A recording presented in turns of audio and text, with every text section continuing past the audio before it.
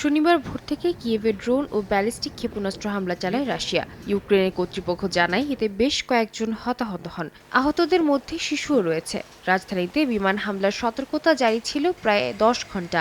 ইউক্রেনের president Volodymyr Zelensky বলেন, হামলায় প্রায় 500 ড্রোন ও 40টি ক্ষেপণাস্ত্র ব্যবহার করা হয়। ক্ষতিগ্রস্ত হয় জ্বালানি অবকাঠামো ও বেসামরিক স্থাপনা।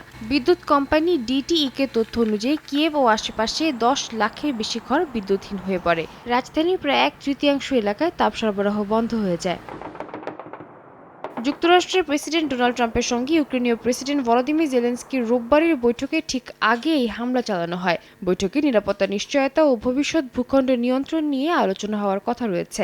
বৈঠকের আগে কানাডার প্রধানমন্ত্রী মার্ক কার্নির সঙ্গে সাক্ষাৎ করেন জেলেনস্কি। কানাডায় ইউক্রেনকে অতিরিক্ত $250 কোটি কানাডিয়ান ডলার অর্থনৈতিক সহায়তার ঘোষণা দেয়।